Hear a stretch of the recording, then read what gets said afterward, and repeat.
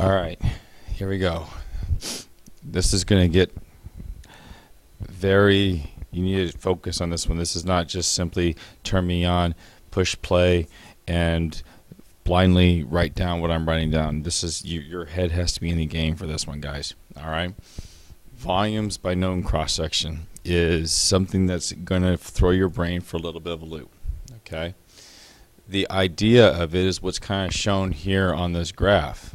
Okay, and what it is if I have my graph, and you can see your XY axis is kind of tilted, and here's the graph that I'm used to having on there.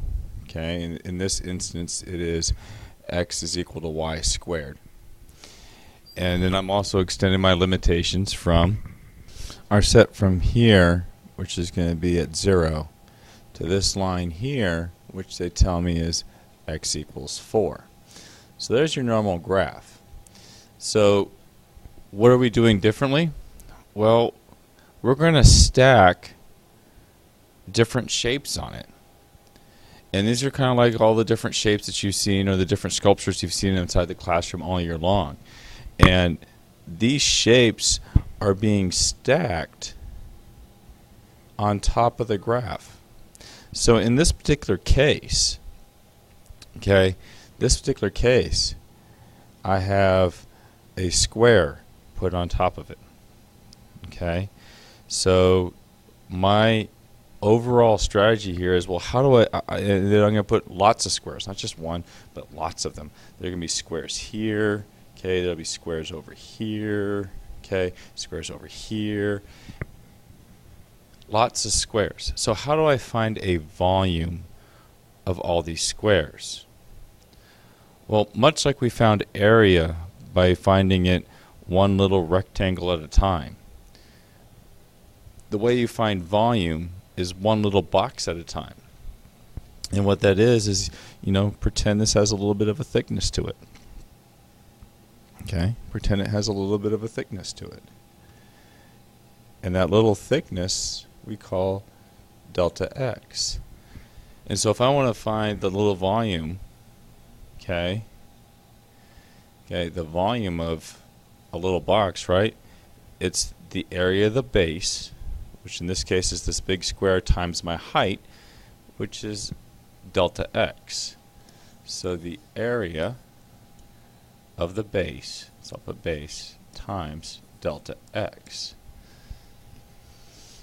And then if I add up all those, well, how can I add all that up? Well, that's that, summation thing. If I add up all the area of the bases times my delta x's, what am I going to get? Okay, I'm going to get my volume of the whole thing. Well, what happens then if I take the limit as delta x goes to 0? Oh, well, that's going to be the integral, okay, from a to b of my area of the base, and delta x, like normal, changes to dx. And that is how I'm going to find my volume. Okay, well, let's do that. So let's find the area of my base, or the area of this square that's sitting there. So how do I find area of a square? Well, the area of a square, remember, is equal to side squared. Alright, well, what's S in this case? S in this case is this whole distance here. There's S. Okay, and again, because this is x equals y squared, so this right here, this section is y is equal to a positive square root of x. And this one here is y is equal to a negative square root of x. Okay, so if this part is positive square root of x and this part is negative, but it's also a square root of x, my side, one side, is equal to 2 square roots of x. So my area is equal to 2 square roots of x squared, which is then equal to 4x. And now I can take the integral, so my volume is equal to the integral from, well, where from where to where? Well, my x's go from here to 0 to 4 of 4x dx. Oh, well then I can go ahead and, take my integral. This is an easy enough integral to take, right? So raise it up, power, so it's 4x squared divided by 2, evaluated from 0 to 4. Okay, I can even simplify that a little bit more and then say that's 2x squared evaluated from 0 to 4, which is equal to 32 units cubed. Wow! How cool is that, right? And if this was as easy as it got, we'd be done. That'd be easy. But there are many shapes for many different graphs. So here we go. Let's go see what's next. All right. So what next they say here is y is equal to x plus 1 and y is equal to x squared minus 1. The cross sections are going to have our semi-ellipses, holy cow, of a height of 2 that is perpendicular to the x-axis. Now this part where it says perpendicular to the x-axis is important because it tells me whether or not I'm going to be in terms of dx or in the future dy, which we're going to do next. So when it says perpendicular to x-axis, that means that I'm thinking to myself, dx, I need to put everything in terms of x. Okay, so this one over here is y equals x plus 1. Oops, plus 1. That's for this one here. And this is y equals x squared minus 1. Perpendicular to x-axis, semi-ellipse. So a semi-ellipse is kind of like a circle. So here's this. And there's that. Woo! So, let's figure this out. Again, I have to remind myself that the general formula is the integral from sum a to b of my area, d, and this time dx, because it's perpendicular to x-axis. So let's find out about my area. My area is an ellipse. If you did not know what the area of an ellipse is, it's pi times radius 1 times radius 2. Alright, well radius 1, you can consider that, well they tell you that. That's the height of my ellipse. The height of my ellipse, they tell me, is 2. So I can say radius 1 is equal to 2. The hard part now is what is radius 2? So radius 2 is right here. That's this distance right here. And that distance changes depending on what x is. Okay, so how does it change? Well, much like we were finding out area from before when we had two curves, okay, top minus bottom, same thing here, top minus bottom. So that radius is going to be equal to the top, which is x plus 1, minus the bottom, x squared minus 1.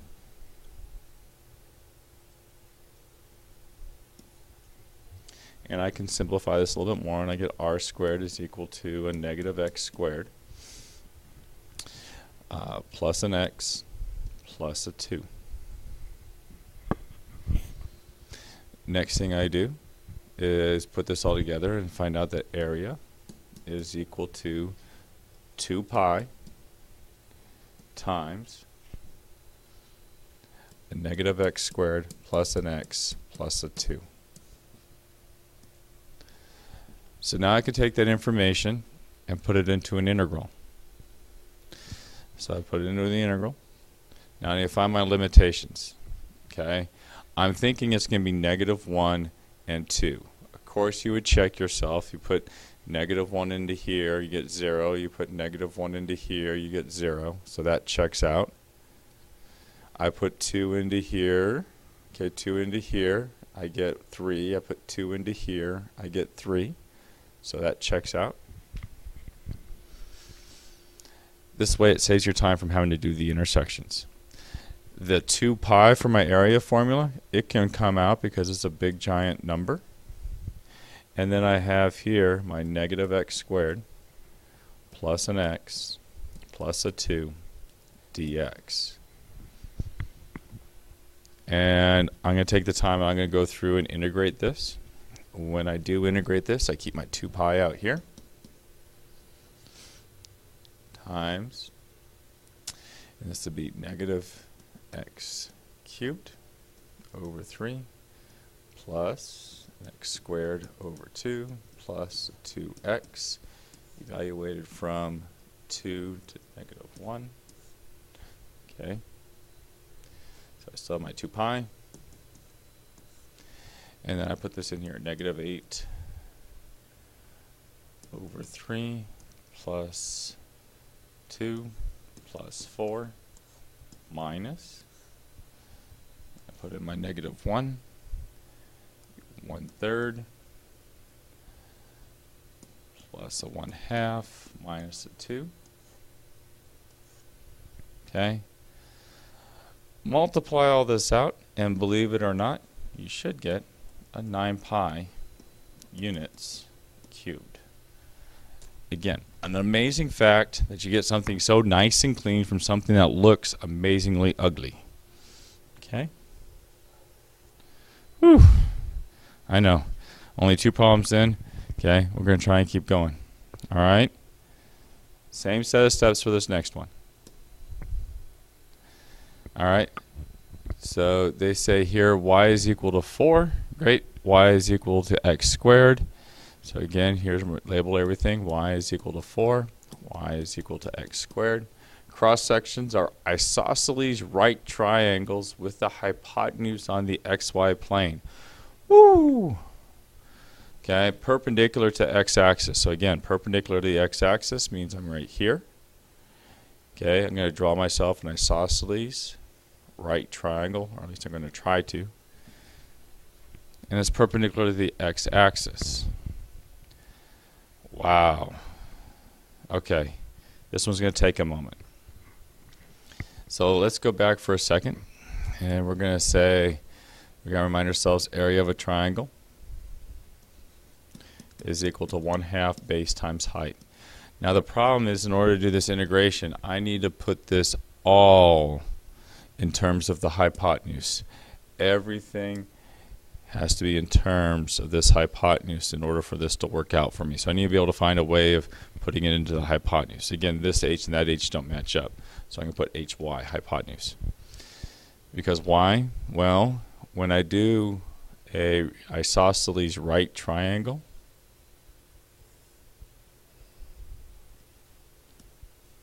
alright, that's where these are the same. So if those are the same, these two sides are the same because that's isosceles, these are 45-degree angle. And now all of a sudden we go back to geometry, snap back to geometry. And this right here is, oh, it's a special right triangle. That's where I had x square roots of 2. And the area of this triangle, well, this is, here's the base and here's a height, right? Because I'm at a right triangle. So it'd be 1/2 x squared. But the problem is, that's not going to help me out. I need this hypotenuse to be x and these to be dependent on the hypotenuse. Well, okay. Well, if I divide everything by the square root of 2, and now it changes up to where it's x divided by the square root of 2, x divided by the square root of 2, and just x.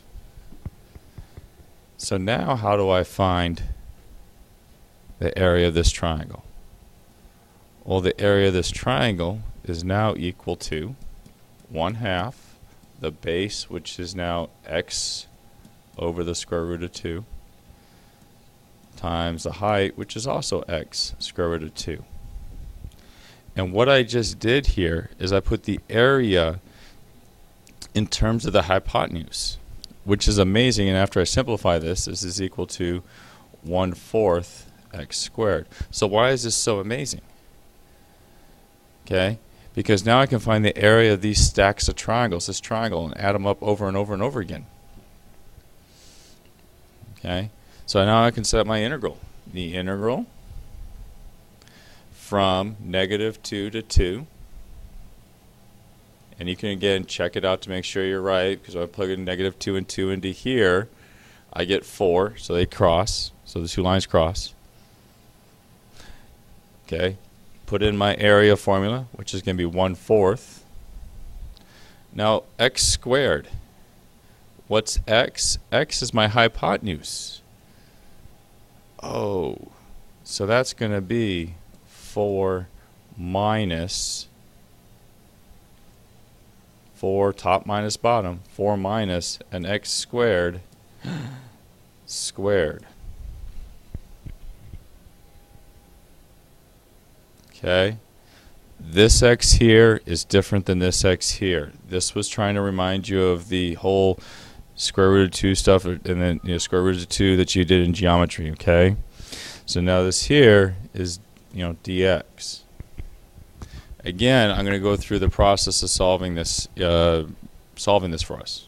Okay, so here we go. This will be the integral, 1/4. The integral from -2 to 2. Foil this. Okay, so this will be 16 minus an 8x squared plus an x to the 4th dx. And then I have here 1/4 quantity. Now I raise everything, or take the derivative of it, excuse me, antiderivative. And this is going to be 16x minus an 8x cubed divided by 3 plus an x to the 5th divided by 5. Evaluated from -2 to 2. Which when I put in, this is now equal to 1/4. Got the right small. This will be 32 minus a 64 over 3 plus a 32 over 5 minus, put in the -2, a -32 plus a 64 over 3 minus a 32 over 5. Whew. Okay. And then when I put that all in to my handy dandy calculator, I get 128 over 3 units cubed. And you're probably going, but Mister, why are we using, why aren't we using the calculator from the start? Because these are ones that you're expected to be able to pull off. Okay. All right. Now I know I added the candy calculator there, but if this is a free response question, which this is the most likely place this will show up, you can just circle your answer here. I was just being nice and tidy here at the end. Okay. We got 2 more to go. Here we go. All right. This next one. All right. This next one says, okay, here's my graphs again. This again is y is equal to x cubed. Okay, and then I got y is equal to 0 and x is equal to 1. And they want cross sections or equilateral triangles. Oh, perpendicular to the y-axis now.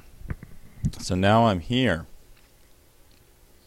And there's my equilateral triangle I'm going to stick on top. And again, I have tons of these equilateral triangles. Again, what I'm trying to do is integral from A to B. My area, okay, and this time because it's perpendicular to the y-axis, dy. Okay? So now when I'm doing this, I'm going to say, okay, well, what's my area of an equilateral triangle? Well, area of an equilateral triangle, again, is 1/2 base times height. All right? 1/2 base times height. Well, your base, I'm going to say, is the side here. My height, I don't know. Well, what can I do? Well, when I split it down the middle from a height, this also happens to turn into a 30, 60, 90 triangle.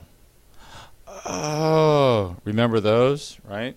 The other 30, 60, 90, the other part of this. So if you have a 30, 60, 90 triangle, this is x, this is 2x, this is x square roots of 3.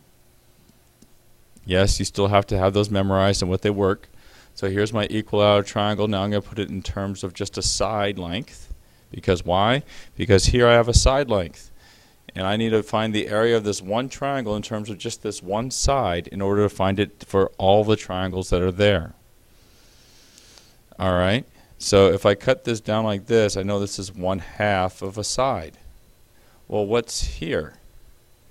Well, 1/2 a side. So according to this triangle over here, if this is whatever this is times the square root of 3. So it's 1/2 my side times the square root of 3. So again, here's my base, my whole side and side. That's half my side. That's 1/2. Okay, I think I got it all. So what does my area equal? 1/2 my base. My base is my side times what? This right here, my height, which happens to be the square root of 3 over 2 times s. I simplify all this together. My area of that equilateral triangle is the square root of 3 over 4 s squared. Great, but what's s? S in this case is this right here. Now again, I'm going from my y's, right? So my y's are going to be, well, this is right minus left now. Not top minus bottom, but right minus left. The right is going to be 1 minus my left. Oh, but in order for this to work, I need to solve for x. So x is going to equal y to the 1/3. So 1 minus y to the 1/3. And now I go ahead and I have all the parts that I need to write out my integration. My integration is going to be integral. I can stick the square root of 3 over 4 on the outside. S squared, which is 1 minus y to the 1/3 squared dy. Now what are my limits? My limits are on the y-axis now. So I'm going to plug in, it looks like 0 for sure. And then what about 1? Well, when I plug in 1 for y, it becomes 1, which is what the other line, x equals 1, so that looks good. So I'm going from 0 to 1. So again, I expand. Square root of 3 over 4. Integral from 0 to 1. This is 1 minus 2 y to the 1/3 plus y to the 2/3 dy.